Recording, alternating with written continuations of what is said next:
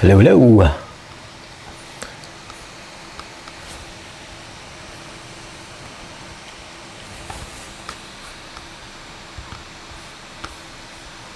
What's up, guys?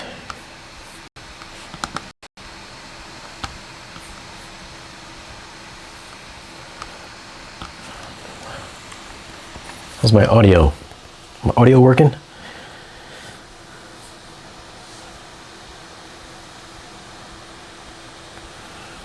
What was I looking at here?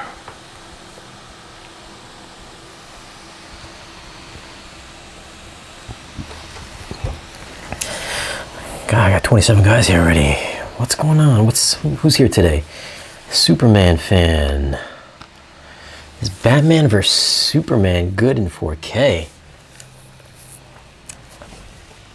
I liked it. Superman fan. It was one of my favorite movies. Got the poster right behind me. I loved it. We did a review on that, actually. Yeah, I did the review with Elias, and we were big fans of Batman vs Superman. So yeah, I'd say it's a good movie.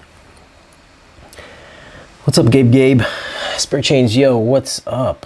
What's going on, Ricky Ray? VHS, DVD, Blu-ray, Australia. Will you review Pixar 4Ks on Disney Plus? I'm not gonna do the Pixar Disney Plus movies just because they're on 4K Blu-ray, so I think it would just be better to do the 4K Blu-ray versions rather than the streaming versions, since they are going to be better looking. Have I seen Shark's Tale? I have not. Have I seen Shark's Tale? I haven't seen Shark's Tale, no.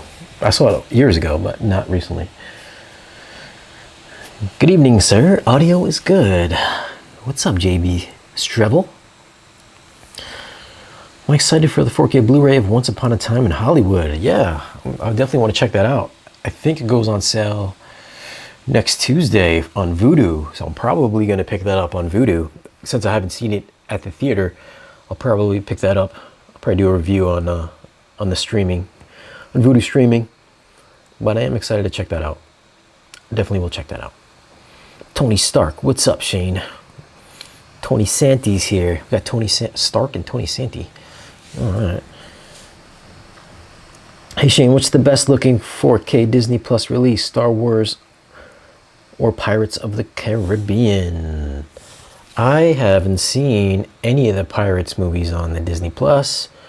I'm not the biggest fan of the Pirates movies, so I actually have not seen them. I remember, I think the last one was actually pretty good looking on 4K Blu-ray, but I haven't seen it on the streaming formats though. Actually, I rewatched before I came online. I was actually watching Revenge of the Sith before I came on, and man, I'm thinking maybe I was too generous with the review. I don't know. It just didn't look that good. My second go around on it, it was just really soft. It just really, you can tell they DNR'd a lot of the prequels. So I was a little disappointed on it. I don't know what I gave. I think I gave it like a 7 something.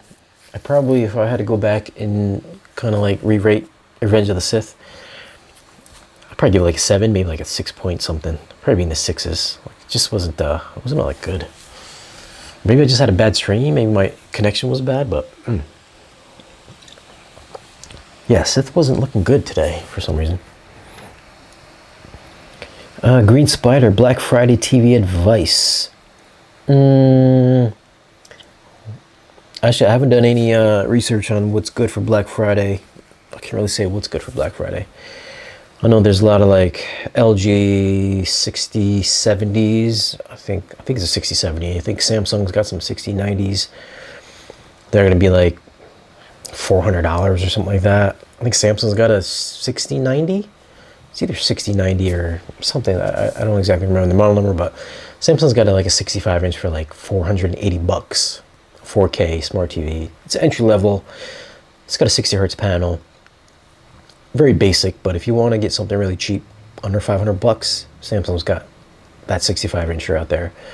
Obviously, the 55 and the 40 inches is going to be even cheaper. But I haven't really done too much homework on any Black Friday deals. NYCL34, Furman PF515, or the Panamax 530. You know, NYC34. I think I was gonna place my order for the Furman. I'm probably gonna place an order for it tomorrow, actually, since it's like 9 o'clock here. But I'm probably gonna order the Furman probably tomorrow. The PF15i, their premium one there, the one with the silver face. Not that there's anything wrong with the Panamax 5300, but I just feel like the Furman is definitely better made piece. I really don't even know how I would even review that, because what am I gonna do? Like, try to give myself a power surge and blow it out or something like that? But I'm gonna most likely next couple of weeks have the Furman in for a review. If not for a review, then it'll be my equipment rack at some point in time. So I would go with the Furman. Jarius Grant, any monitor audio reviews in the future? I haven't planned on any monitor audio reviews. Maybe I'll check them out if they have like a home theater package. But I think monitor audio is 2-channel, right? If I'm correct. Jarius? Vincent Smith, hey Shane, you're slowing down on your 4K Blu-ray reviews, and I believe your last physical media review was a month ago. Was it? Vincent Smith? Well, I did all the Star Wars movies, so that was 4 videos. I mean, if you count them all, it's what, 6, 7, are those, you know, if you count them all together, it's 8 movies. I know they're only streaming, but I don't think there's been anything good lately on physical media. I actually started watching Angel Has Fallen. I watched that a little earlier today. Actually, I think I watched about half of it, and then I fell asleep on it, so I thought it was just really boring. And I don't even remember the first 2. This one just was bad. Although Angel Has Fallen is one of the better looking 4K Blu-rays that I've seen so far. It's really clean looking. It's very 4K, definitely 4K transfer. It's very clean, very crisp, and the Atmos is pretty good. I believe there was a scene where what's his face, Gerard Butler is on the lake with Morgan Freeman, and there's like a bazillion drones that are flying above your head. They could just like zoom in from the background, and they just kind of zoom into frames, zip out of frame, like right above your head. Really good Atmos sound. I'm probably not going to do it because I just can't get through that movie. It just wasn't that good. But I think that's the last one that I've seen, the last 4K Blu-ray that I've seen.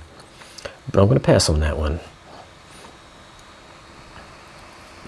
Canadian Panda, do you think Disney will join IMAX Enhanced and release the IMAX versions of their movies sooner or later? Canadian Panda, I don't think Disney's going to join the IMAX Enhanced coalition. I don't see that happening anytime soon. There hasn't really been anything big on IMAX, on the IMAX format lately. Unless you like sign up for Fandango or something like that. Elliot Rigby, what's up, man? Watching you from Australia. Awesome, bro. Thanks, man. I don't know what time it is over there, but it's 11 o'clock here. What do you think about HDR on the phone? West Webb. What do I think about HDR on the phone? Well, if you're talking about watching movies on the phone, I was gonna do a review on this. I have the Sony Xperia 1, which is it's got a 4K screen on it, and it has Dolby Atmos, and it has HDR as well. Like, check it. It has like, what am I looking at here? Well, it has Dolby Atmos. Okay, that's pretty cool. I got that. I don't know if you guys can see that, but it's got Dolby Atmos, and it sounds pretty cool, you know, just from the speakers. It's got stereo speakers on it. And there are certain videos that I can watch, like Netflix, and there's certain YouTubers that shoot in HDR. And really, it just kind of just brightens up the screen. I mean, it looks cool, but I wouldn't sit there and watch like a 2-hour film on my cell phone. I know a lot of people do that, but I mean, it looks cool. Like, I could do without HDR on the phone. that's gonna just bump your brightness up 100%, and your battery's gonna die like twice as fast. So cool if you got it, but I don't think it's a necessity to have an HDR on your phone. Dolby Atmos on the phone just seems like it just gets louder. That's about it. I don't really see a fantastic audio experience on a cell phone. Audio and video on a cell phone, whatever. Just give me a long life battery. Give me a nice size screen. Give me that Razer phone that folds with a 21:9 screen. Awesome. 100% getting that. Getting that phone in January. Razer. Any Razer fans here? Who owned a Razer back in the day? Comment below. Can't wait for that phone to drop. What's the worst looking 4K Blu-ray? I don't know, Terminator 2? Or is it Forrest Gump? One of the two. I'm gonna leave that up to you guys. Any plans on reviewing rhythmic subs like the FV15 or the FV18? I don't think I've even reached out to Rhythmic to get any subwoofers in. I still have the SVS SB3000 to do. I know I've had that for a while now. I just haven't gotten around to doing it. And then I got the REL subs in. I just kind of recently did the Arendal 1V, which I probably should have did the SVS first and the REL and the Arendal, but you know what you gonna do. But I don't know, maybe I'll reach out to them. I've been kind of trying to focus lately on just regular speakers rather than just subwoofers. So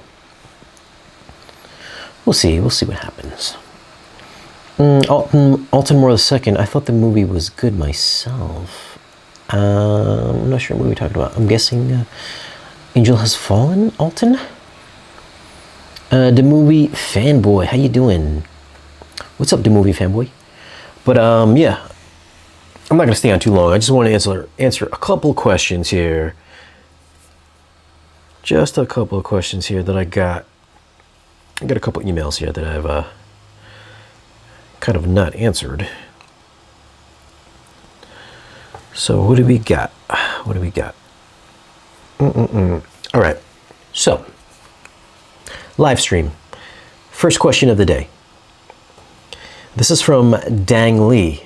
His question is, hey Shane, love all your reviews.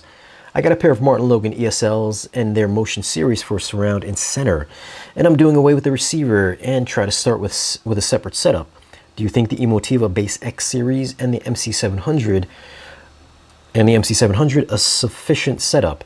I've been using the outdated Pioneer Elite SC71 to drive these speakers, and I feel that I am missing out on their potential. Thanks for your help. Via Dang Lee, via email. Thanks for the question, Dang Lee. Well, he's got a pair of MartinLogan ESLs. I have a pair of MartinLogan ESL X's, which is a little bit bigger version of the ESLs. And he's also got the motion series for surround and the center. And he's running these off of the Pioneer Elite, which is a AVR receiver. So the question is, Emotiva Base X, is it going to do better than the Pioneer receiver?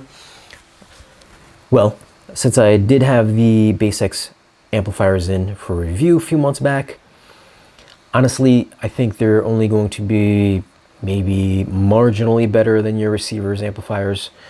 I feel like the Base X line is just kind of like having a receiver, just taking the amps out of a receiver and putting them into a separate amplifier. I don't feel like there's fantastic gains to be going to the Base X line. I could see if you're using a Base X amplifier to maybe power some Atmos speakers, that would make more sense to me. But unless you have a really kind of low-end receiver, then sure, the Base X would be fine. But I think the SC71 is kind of a decent mid-ranger, if I remember correctly. So I don't think there'd be much gains, if you're going to do the Base X. I would save up your spare change and maybe get something in their XPA line rather than going for their XPA lineup. Those are just my thoughts. Let me know what you decide on though. But thanks for your question. All right, I got another question here from Troy. This is actually a question I've gotten a lot in the home theater review video that I did a couple weeks back. So next question from Troy. Hey Shane, I just measured my poster and it measures actually bigger than well, hold on. That's the second part of it. This is like a two-part email. This is from Troy. Hey Shane, I saw your video of you touring your HT space. Very nice and very impressed. Thank you. What all did you have to do and buy once you received the movie poster frame from Amazon? How did you go about building yours and the backlit LED lighting behind the poster? I too want to do the same thing with a very special movie poster I acquired from the mall back in 1997. A movie called Titanic came out that year, and my local mall had this magnificent giant 36 by 48 double-sided movie poster of Titanic. Titanic back in 1997? I don't think I've ever seen it. I've had it rolled up ever since in my closet, hoping one day to display in some kind of backlit movie poster box. What all would I need to buy in addition to the movie poster frame? Could you give us a link for it? In my case, I have a 36 by 48 size poster. Thanks for any list of items I would need and instructions. Regards, Troy. So I believe Troy has hit me up on Instagram and Twitter and Facebook and also email. And I haven't gotten to your question because I think it would just be a really long email, so I figured I would just answer it here on the live stream, Troy. So anyways, you would have to pick up the poster frame, which is bam, right over there to the side, which I think was something like $70 on Amazon. The actual size is something like 27 by 40, which I think is the standard movie theater size frame for double-sided. I could be wrong in that. Anyways, you pick up the frame and you pick up some, I think it's 4x1 poplar, which is at Home Depot. So it's like 4 inches deep. It's like 1 inch thick, 4 inches deep, 1 inch thick. And then you're gonna have to get, I think it's gonna take you about 2 pieces.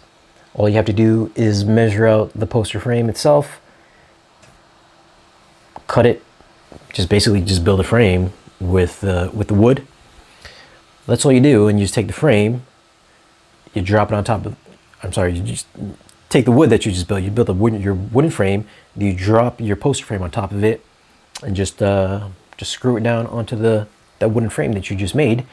And then for LED backlighting, what I did, there's many different ways you can light it, but all I did was take like maybe, I think a few ropes of LED lighting, those cheap ropes that you can buy at Home Depot.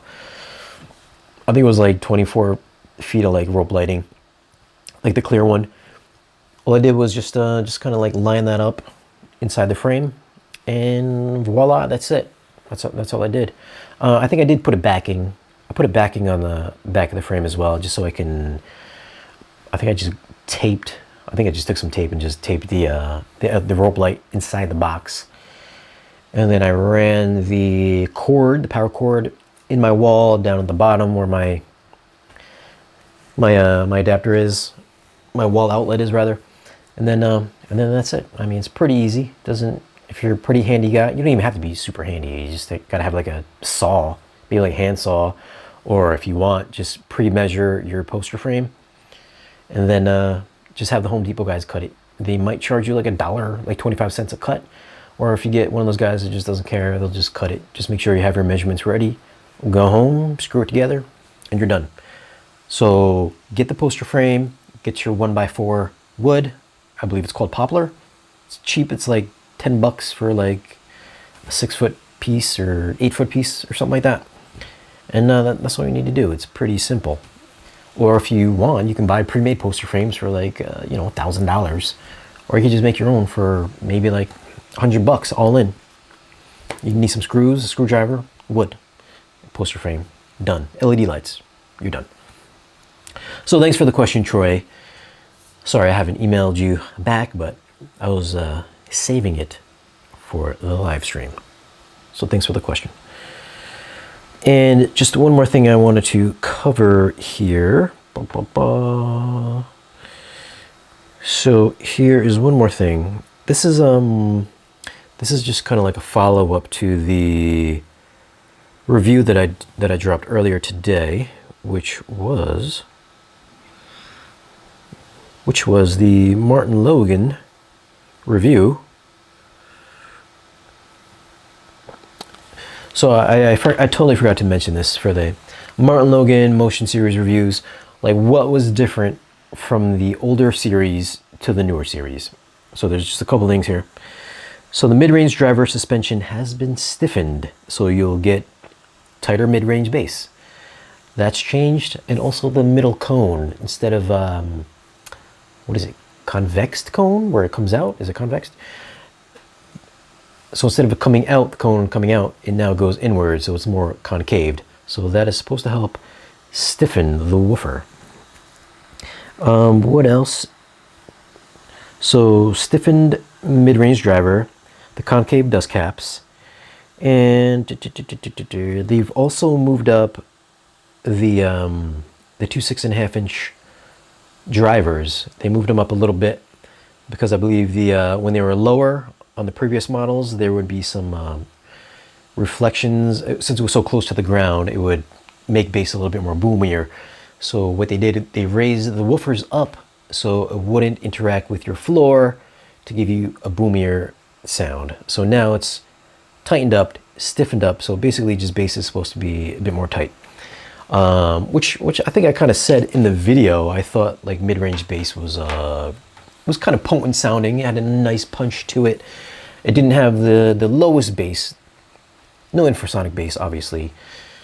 I forgot the frequency response was, but I noticed in a lot of movies that I watch, like Interstellar that I mentioned, Fury, big action movies, there's a lot of bass. Godzilla sounded awesome on it. You're not going to get the lowest rumble, but I think like the biggest change was the dust cap, and your mid-range is tightened up. Other than that, I think they're pretty much the same as the older versions. I have heard the older 40 series many times. My friend has got a pair for his front left and rights, and then the 20i, he's got 20s for the back, and then he's got the 4i's as his Atmos speakers. So I've heard it many times, and honestly I haven't heard too much of a difference, if I just remember correctly from what I'm comparing to what he has. Obviously it's not my house, so I don't exactly know. It's not really a fair comparison, but I didn't think it really sounded that different. But just for some small towers, I mean, the $1,200 a pop, they do have that fold-in motion tweeter in it, which I think is an awesome sounding tweeter. You can also find the same tweeter in like the Golden Ear speakers. Golden Ear uses fold-in motion tweeters as well. And my wife is texting me. She's watching me on the live stream because she's at work. I think she misses me. Anyways, so yeah, the fold-in motion tweeter sounds great. I did think it was a little bit warm sounding on the top end. I think it was a little rolled off sounding. It wasn't quite as good as the rental speakers that I had. Just on par with the MartinLogan SLM XLs that I have in my wall in the living room. So you can blast these things. They're not going to be very hard on your ears, which I think was a nice quality of the new Motion 40i's.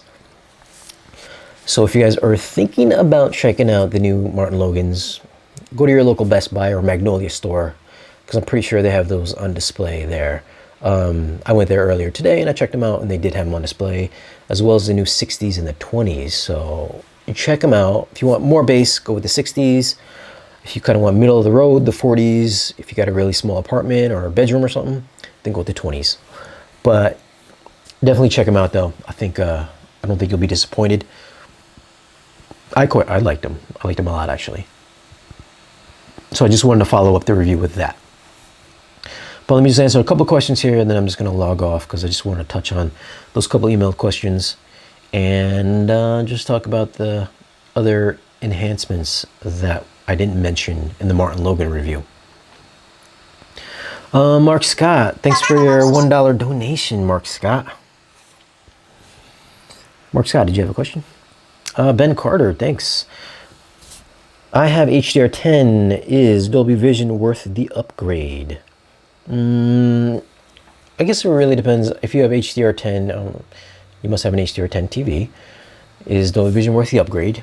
I think if you have like a higher end TV, maybe like a higher end, maybe like a 900 series Sony, maybe like a 950. I'm always serious. Okay, that's Siri. Then I think it's worth the upgrade. If you have an LG, like an OLED, I think it's totally worth the upgrade. Like I could see the difference between Dolby, like a good movie that's mastered really well. You can see the difference, especially in like the shadow detail, especially in like your highlighted areas. There's a little difference there with Dolby Vision. There's usually a little bit more detail in those darker and brighter areas, whereas HDR10 seems to just kind of be like a one note type of thing. So I think it's worth it. If you got the money to get a nice premium, kind of like a premium TV, I think you'll see the difference. If you're talking about like a TCL, like a mid-range, low-end TCL or Vizio, then probably not so much. I've got a Vizio TV, and I don't see the difference with Dolby Vision, HDR10 on my Vizio. So I think if you go in with a higher-end TV, you'll see the difference. So thank you for the donation, Ben Carter. Loki for Life. Thank you for the donation, Loki for Life. Another question, Mark Scott. What budget Atmos system would you recommend for beginners? Well, Mark Scott, like I said, thanks for the $1.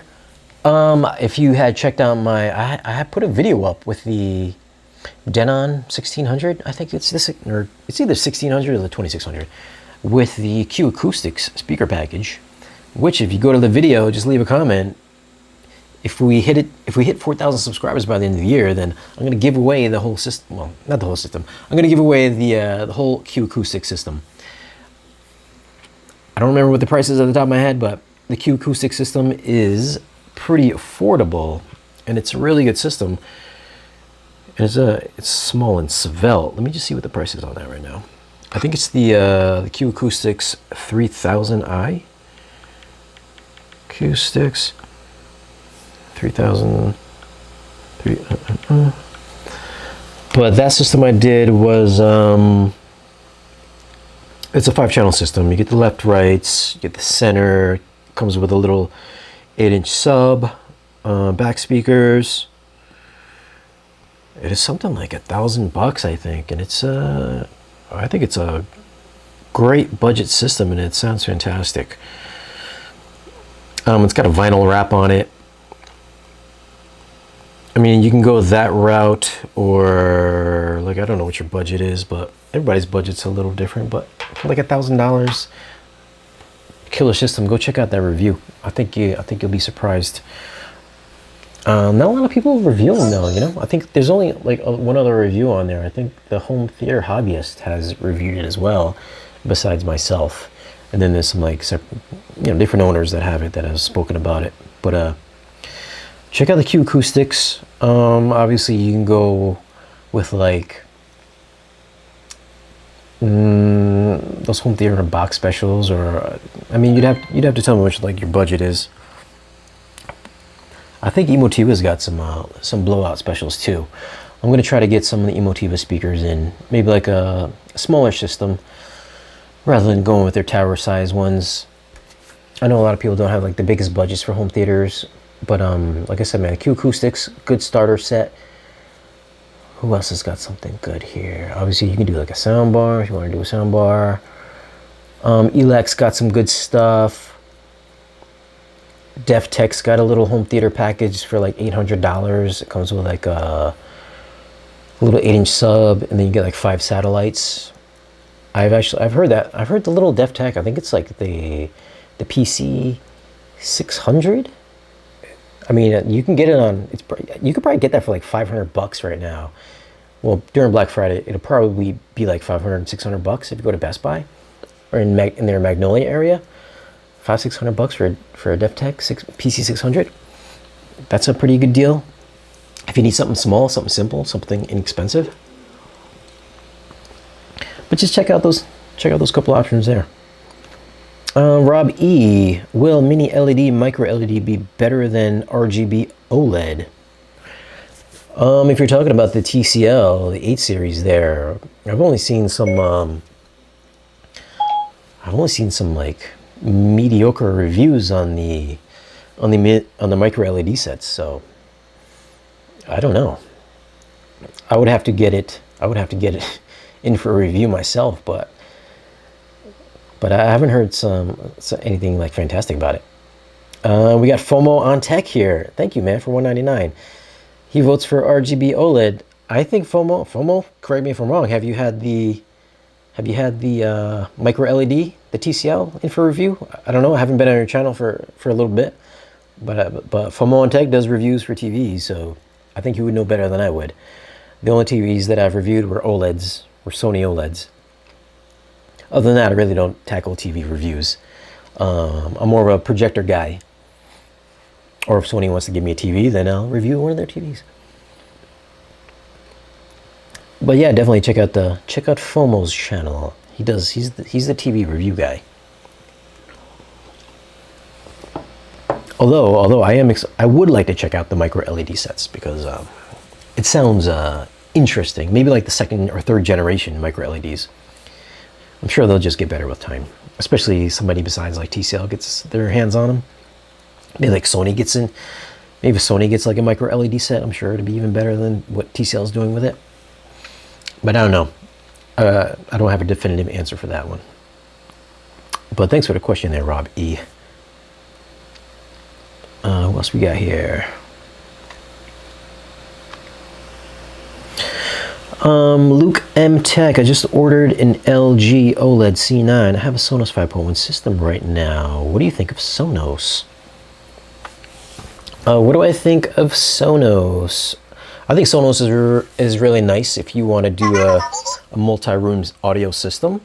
As far as like surround sound, as far as surround sound for Sonos, I'm not the biggest fan of the audio quality of Sonos, especially since they haven't upgraded their soundbar in years. They're still rocking the Sonos soundbar. I mean, there's so many more other better soundbar solutions out there than that. I think the Bose soundbar sounds better than the Sonos one, I think personally. But I like their whole system. If you're going to do multi-room, then it's nice for that. I like the new Alexa integrations that they have going on. I think you can now do Google with them. But I think if you're like serious about your home theater, then I personally, Yes? I don't know why Siri keeps going off. Then I personally wouldn't go Sonos. But if you're just kind of like if you want to keep your system simple, if you want everybody to use it in your home, then the Sonos is a nice solution, and it sounds good. It's simple to use. The app is really simple to use. But if you want like a dedicated, like high quality surround sound system, then I would go with separate speakers, or maybe with just like a different soundbar solution. Go with the Sennheiser, go with the Q90R Samsung bar. You can go with the 10YG LG, which I think all three of those guys sound better than the Sonos. So unless you're gonna do like multi-room system and you got a lot of people in your household and you want to just keep it simple, then yeah, stick with the Sonos. But if you want better quality, then I would not do the Sonos. I would go another route. But thanks for your question. Thanks for your question, Luke. Any news? This is from Swarm87. Any news on your projector upgrade? Any news on my projector upgrade? Well, I did put the post up for the Sony for like $5,000. Anybody wants a Sony projector? $5,000, it's all yours. Something like 400 hours on it. Still looks awesome. I haven't really posted it anyplace else except for the community tab. I haven't tried like Craigslist or eBay or like Facebook or anything yet. So I'm still kind of teetering on it. I may still get the NX7 in for review. Hopefully maybe like another 2, I think we're shooting for like 2 weeks, maybe 2.5. I think after Thanksgiving, I may have an NX7 just for a review. And if I do like it better than the Sony, then maybe I'll just go all in and just sell the Sony. So that's in the works. I think the LG HU70 is supposed to be coming in soon. So that's a budget JVC projector. $1,800, which is their DLP 4K upscaler. I think it's got like the 0.47 chip in it. So that should be coming in soon. I think hopefully a couple weeks, or maybe next week even. So I'm looking forward to that. I actually still have the VAVA 4K projector, and I've got the Optoma P1 I still got to do. I think I'm probably going to wrap up that VAVA one this week. Then probably the following week, I'm going to do the Optoma one. Then maybe the following week after that, hopefully I'll get one of the JVCs in. And then following week after that, maybe the LG HU85, or is it HU80 or 85? I don't know, one of the two. The whatever the LG short throw in. So that's kind of like in the works right now. So hopefully we can knock out a lot of those projector reviews before the new year rolls around. But you know, that's the status on my Sony projector. If you're interested in a Sony projector for like $5 grand, let me know. It's got low hours on it. It's $10,000. I'm talking like half price here. You don't even have to be a Patreon subscriber. Just hit me up in the email.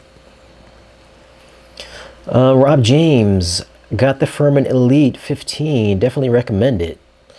There it is, Rob. Yeah, man, I'm probably gonna place my order. Hopefully, maybe tomorrow. You got the 15 DM. I was looking at the Elite 15 PFI. I don't know if it's the same thing or not, but whatever the Furman one with the silver aluminum front is, I'm gonna pick up that guy. I think it's something like $2 grand or something like that. So that's probably, hopefully, I'll get that maybe like next week or so. But I'm gonna put my order in like tomorrow. Devin Lott, where to buy your projector? Devin Lott, where to buy your projector? Devin Lott, if you would like to buy my projector, then you can email me. Just hit me up. Hit me up if you're interested in the projector. Peter Otremba, I recently got some RBH speakers and I am blown away by the imaging. Have you heard any RBH speakers and what do you think of their sound? Peter Otremba, haven't heard any RBH speakers.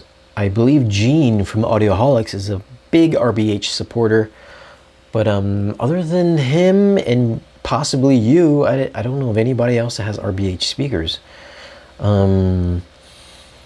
Maybe I'll reach out to them and see what they can send me. But I am interested in checking them out because Gene's always touting them.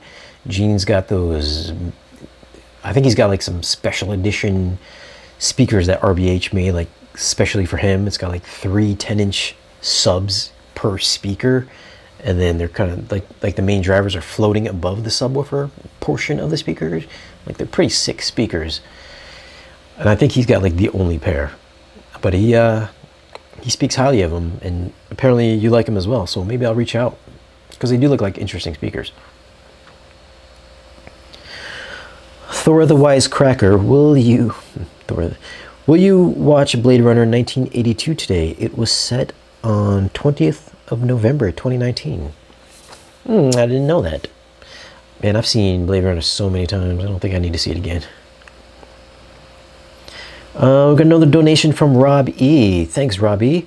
Will you ever review some PSA or JTR sub/speakers? I think I reached out to one of those guys. One of those guys wasn't very accommodating, but I forgot who it was, either PSA or JTR. But I would like to check out some JTR speakers though, because I've heard some good things. I know one of the guys. over in Audioholics there. Matthew, he's got some JTRs, and he speaks really highly of them. We're corresponding through email, and he says, despite their physical appearance, which might look like they're just based on SPL, that they actually sound really good. So I'm kind of curious about what they actually sound like, despite having the humongous horns on them. So I wouldn't mind checking those guys out. And of course, the subwoofers, they look like they're killer. 18-inch subs. Come on. So maybe I'll reach out to those guys. We'll see how that pans out. But yeah, let me just take like one more question here.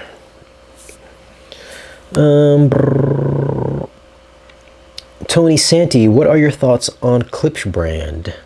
What are my thoughts on Klipsch brand? Well, Klipsch has a very wide gamut of products, from the very entry level to the very high end. I think they're kind of like they're more entry level more mainstream big box models are okay. I don't think they're the best, especially kind of like the build quality on them. Like if you just take your hand, you just kind of wrap on the side of them, you can kind of hear the type of build quality you get on them. I believe they use a very thin MDF. I don't even think it's MDF. I think it's just like very slim fiberboard. Like the cheaper stuff, I'm not a big fan of. They've always sounded kind of hollow to me, very shouty sounding, especially with their horns in their lower end models. Their RF series is pretty nice, and then of course you go up to their more higher end models, which I think are excellent sounding. Even their THX models, which I don't know if they're still for sale or not. Like I know a lot of people still have their THX speakers, which I've heard a few times, and they sound awesome. Like me personally, I was more on the higher end stuff, just because I've heard a lot of their lower end stuff, and I think they don't sound so hot. But they're okay for the price. Actually, I just kind of think they're a little overpriced for their lower end stuff. Like you can get better stuff from like ELAC. You can get some better options for the same price from like KEF Q series. Better stuff from like DefTech from their lower end stuff, rather than going the Klipsch route. But if you can get the Klipsch more higher end stuff, then I like that stuff. I'm not hating on Klipsch. Like some of my first speakers were the KG series. I think it was like the KG 4.5. I had the KG 2.5, and I think I even had the KG 1.5. Those were like some of my very early first speakers that I bought were Klipsch speakers. After I moved away from that, then anyways, those are ones that I had, my original speakers. I thought those were great sounding speakers, but now they have like so many models, cheap ones, mid-range ones, high-end ones. I would stay away from the cheap ones and just mid-range on up. That's me personally. But yeah, they're decent speakers, just don't buy the cheap stuff. But all right, guys, that's it. I just wanted to come on here really quick just to touch on a couple of emails that I had, answer a couple of your questions. Just follow up on the MartinLogan review that I did, because I didn't mention the upgrades from the older models. So I just wanted to touch on that. Other than that, if you guys have any other questions, feel free to email, DM, Twitter, Instagram, Facebook, email basically. I always check my email every day. If I don't get back to you, then I'll try to get to your questions on these live streams. But thanks for checking out the video, and we'll see you in the next one.